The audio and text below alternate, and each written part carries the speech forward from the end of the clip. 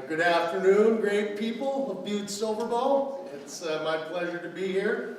I think Colin did a good job of starting us off with some thanks, but we'll do it in a little more formal fashion. I would definitely like to thank the Butte Chamber of Commerce, Marco Lucic, our esteemed executive director. We've got Stephanie Serini, we've got Maria Porchavina, we've got Pam Cody with the Butte Local Development Corporation, and Audrey Cumbo, and we have obviously Colin is the pretty face of the Chamber of Commerce and their president.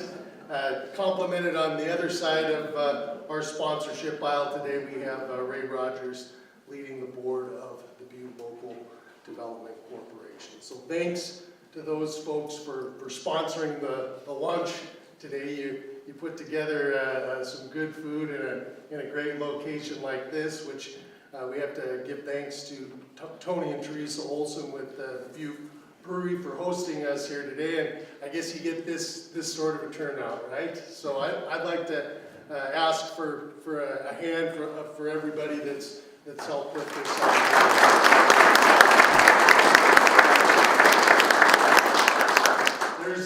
There's some good beer too, which I think it's past noon, so if anybody wants to tip a pint, go for it. And not too far behind, I think I'm told there's going to be some food that's going to start being served here out of the brewery, and we can see the landscaping, and that food will be here just in time for our festival season. So very good. I'd like to also call out a few of the other elected officials in the room. I saw Commissioners Shaw, Commissioner Palmer, Commissioner Fisher. You're all here. Kathy Maloney, our superintendent of schools. Eileen Joyce, our county attorney. Anybody else that I missed out there? These people work hand in hand with me and my executive branch, which there's oh yeah, I forgot, I tend to think of John Sesso, the senator, first and foremost as a friend, but also as a colleague. Oh, and the tall guy over there with the shiny head, Sheriff Lester. Thank you guys. Nothing I do, nothing that we do is as great by itself as it is without all of the things that we do together on behalf of this community. So thank you all for doing what you do for Butte and Butte-Silver City County. So yeah,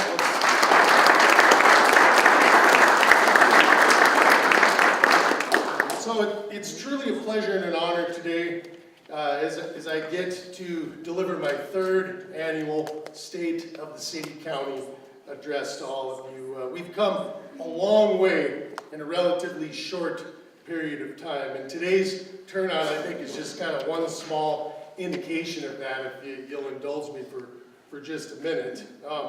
It's been my custom to give this address within the last fiscal quarter of our fiscal year, which ends on June 30th, because it provides me a good opportunity for us to kind of touch on some of the accomplishments we've been able to take in over the previous and existing budget year, and give a glimpse at what we have planned for the next 12 months. And so, 2014 was the first time I gave this address when I had been in office for just a little bit over a year. And that first one I gave up at the Council of Commissioners chamber on a regular Council of Commissioners meeting night, and it was a way for me to update my 12 elected colleagues in the legislative branch, and there was a couple dozen members of the public who attended that as well.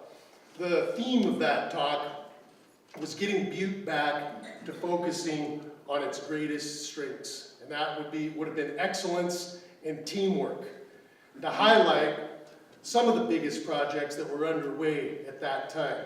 Butte is known for its superlative nicknames and the great sense of pride in all of the things that we do. Under my administration, we've dialed back into that way of thinking and doing.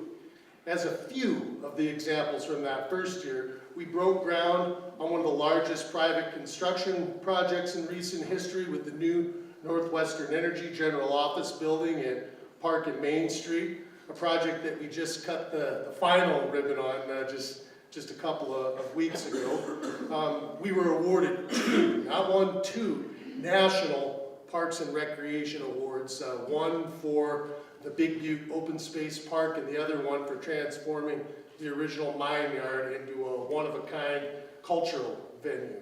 And we also forged a community task force with our health department, our law enforcement department, our school district, and many other community partners to tackle the tough issue of suicide prevention.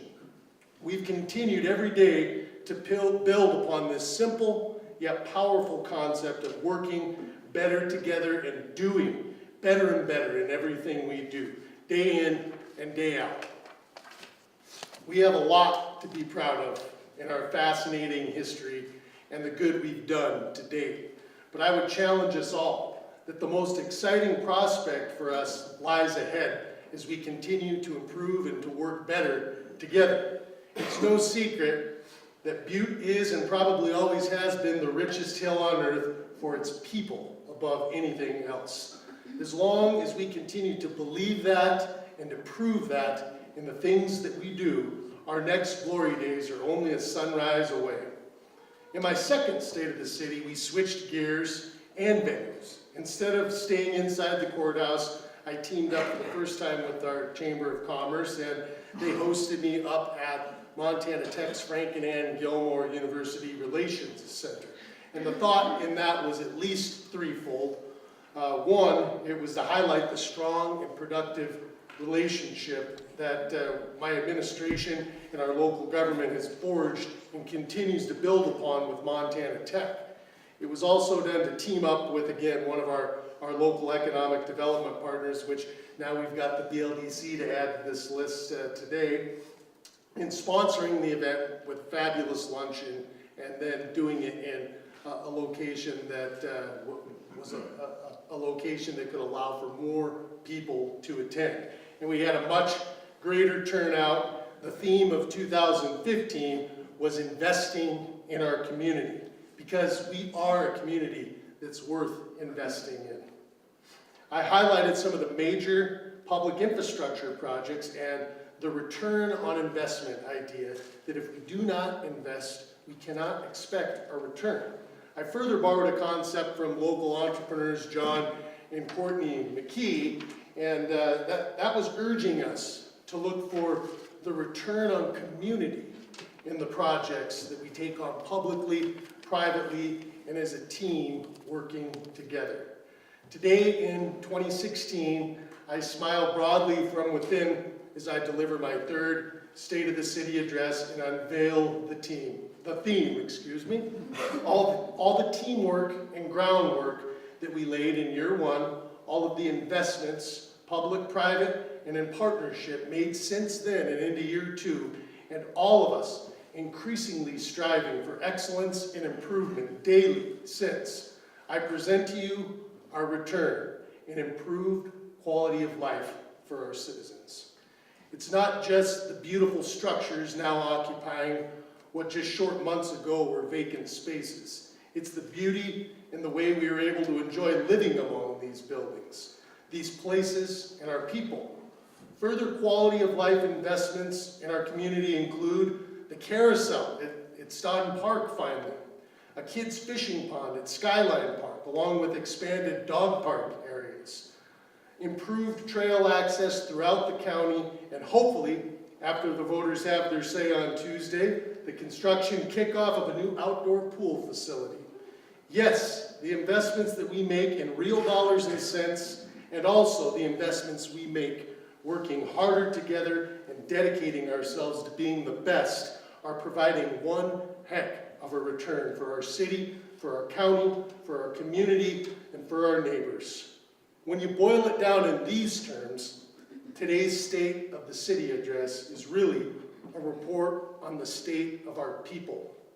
I would contend that we are doing better today than we were yesterday, certainly better than we were doing 10 years ago. More importantly, There is the growing belief that we will be better tomorrow than we are today. That word and spirit is spreading. Yes, we're continuing to make slow and steady gains in population, in job growth, and various other measurable improvements. But today there is also a tangible yet unquantifiable buzz in the air, in the attitude of our people, in the vibrations felt by our visitors. Here in Butte, we're on to something, and it's all starting to add up, such as the improvements in our environment. Earlier this year, we were able to celebrate a major milestone in our Superfund cleanup as Governor Bullock announced a removal of the Parrot tailings to begin this fall.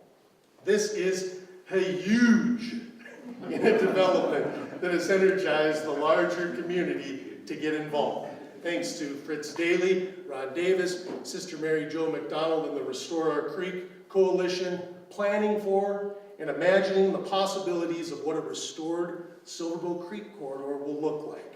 Our people's imaginations are running free, like flowing water, ponds, trails, pavilions, new businesses. These are just a few of the components that could make up our newest greenway, the only beautiful thing dividing the uptown from the flats. Hand in hand to make this reality happen, we at Butte-Silver Bowl, both the executive and legislative branches, are working with the state and EPA and Atlantic Richfield to relocate our city-county shops. And as we continue to negotiate a once-and-for-all consent decree with the settling parties for the Butte Priority Soil Superfund site, we will continue to emphasize that our citizens and community must be involved on our terms, and we will not sign nor settle for a second-class cleanup. We have prevailed in adding additional elected officials to the negotiating table. We have prevailed upon the parties to release much more information to our public. As you may have witnessed just a couple of days ago, the recent example would be the front page Superfund report in the Montana Standard. Thank you, Lynn, David. Like everything else my administration does, we will continue to strive for improvement. One of the key reasons I ran for this position 4 years ago was so I could lead the charge for making the improvements, the investments needed in our community that my wife and I have grown up in, the community that we have chosen to raise our family in, and to give our kids the opportunity, the choice to do the same. This all starts and ends with a clean and safe environment in which we can thrive. And furthermore, I take great pride in the reputation I have developed over the past 20 years as a conscientious and progressive scientist, manager, educator, and leader in environmental remediation and restoration. I will repeat that under my leadership, we will not settle for a second-class cleanup. And that means that our community must be involved in the decision-making process early and often. Meanwhile, we've doubled our staff and resources in the operation and maintenance of our past Superfund cleanups, improving the condition of our open spaces on the hill and increasing the number of residences and residents we make safe under the activities of our residential metals abatement program and our water quality district. Our newest fledgling citizen group, the Superfund Advisory and Redevelopment Trust Authority, dubbed SARTA for short, is taking flight. They will soon be making the decisions on how to award first-year funds from our newly created Redevelopment Trust Grants Program for community development, historic preservation, parks and recreation, and public health initiatives. Over 40 new proposals on how to improve our community were entertained, and more than a dozen will receive funding in year one when they make their final decisions. How about our improvements in public health? Later on this year, Butte-Silver Bowl will be able to boast two very, very big things. For the first time ever, all of our drinking water will be treated, thanks to the construction of our new $40 million state-of-the-art Basin Creek water treatment plant and the associated improvements that go along with it. And for the first time ever, since our status as a city was garnered in the late 1800s, the wastewater we discharge to Silverbow Creek will be as clean as it's ever been, thanks to the new $34 million membrane technology Metro wastewater treatment plant. So please,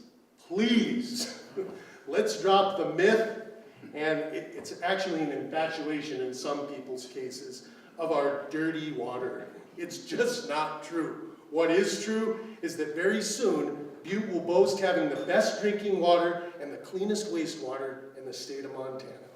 That's a big deal.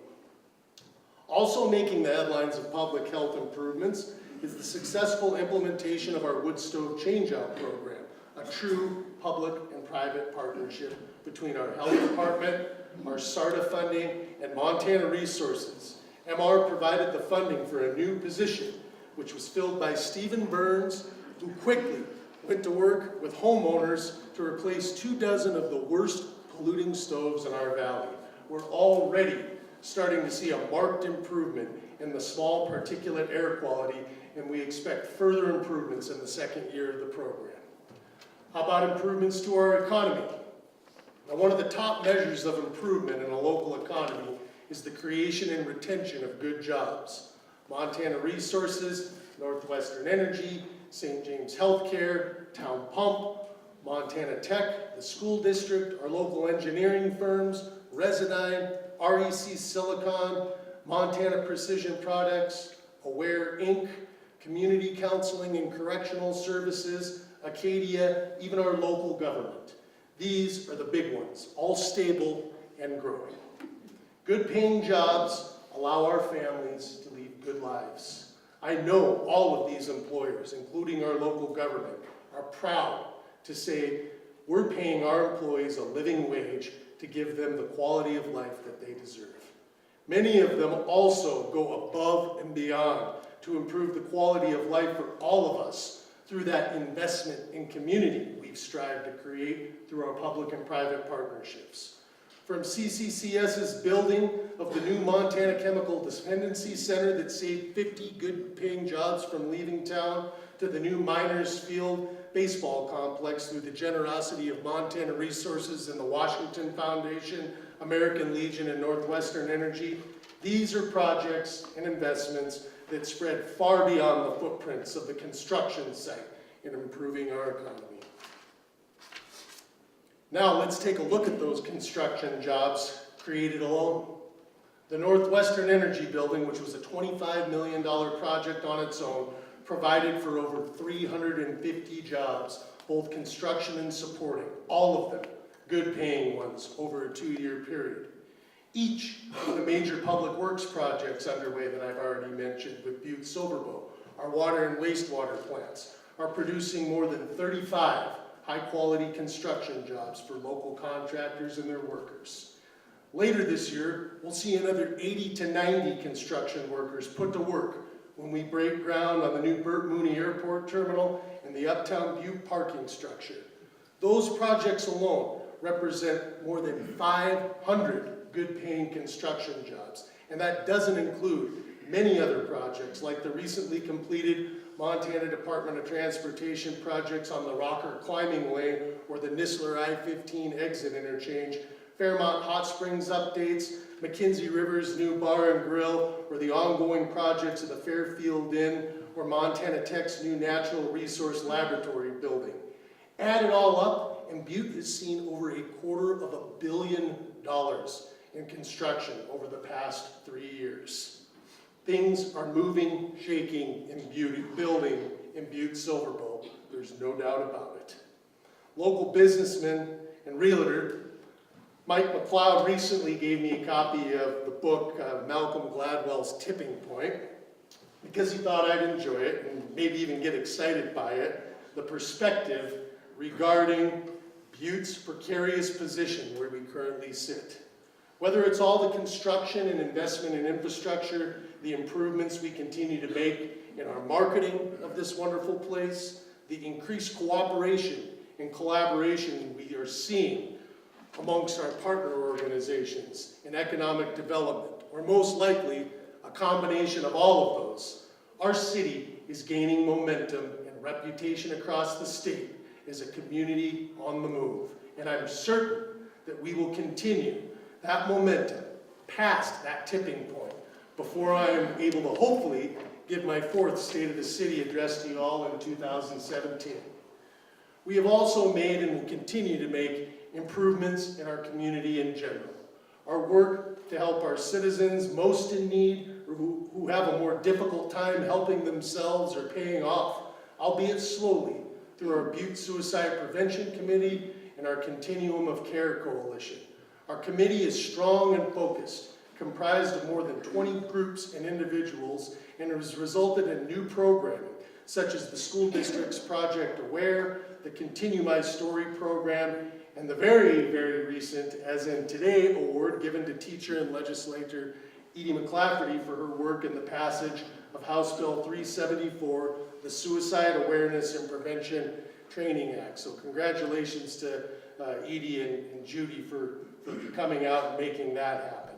Our Continuum of Care Coalition works hard amongst our agencies to find improvements in the lives of our homeless population and to find solutions to work against poverty. A health fair for our indigent population down at the Maroon Activity Center earlier this year is just one example of how we are working together to improve the lives of our less fortunate.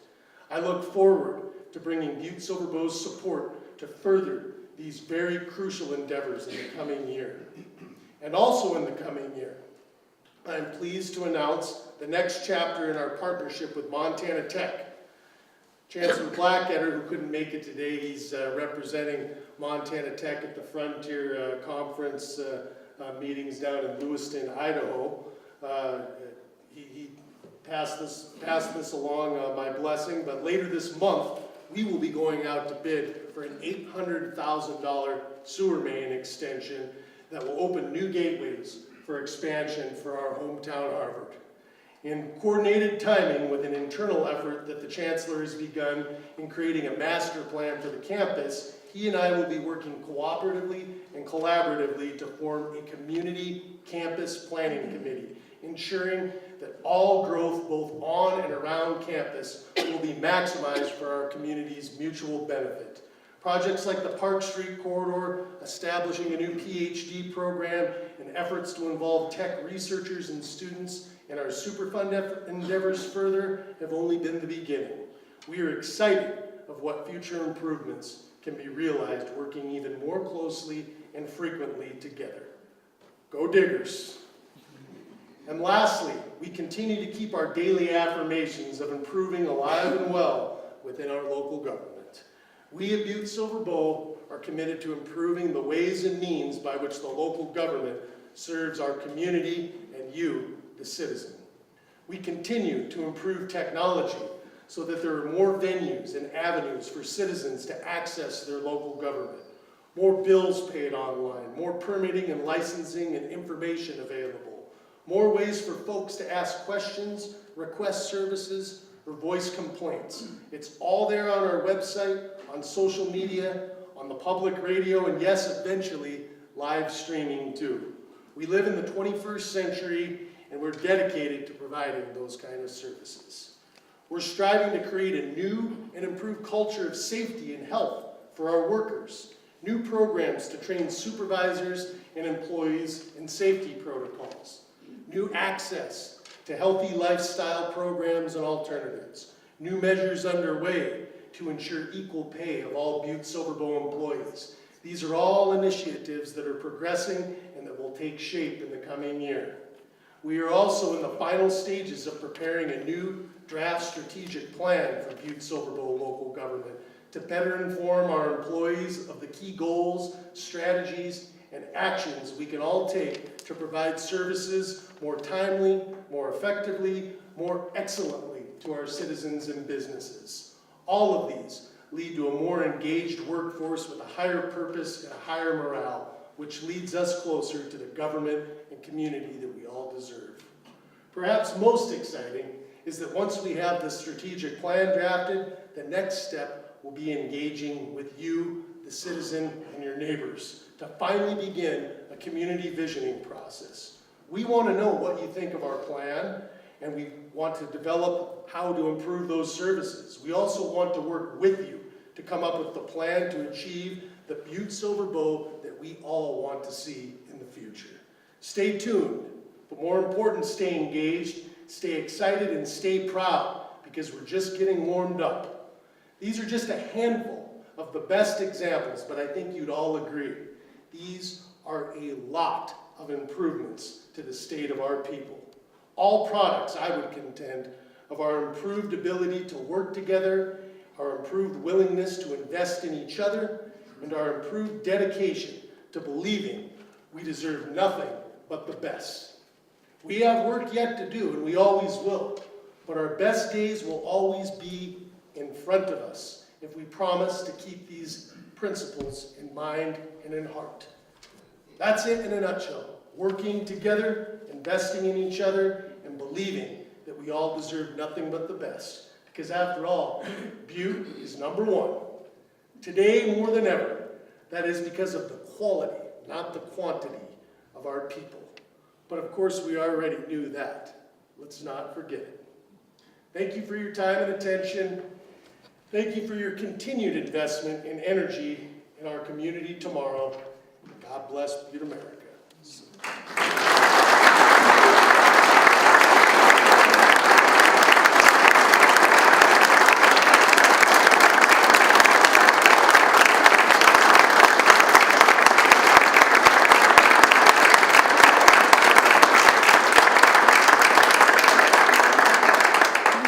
Thank you. I would entertain any questions or comments if people got them. We do have a little bit of time, I think, before one.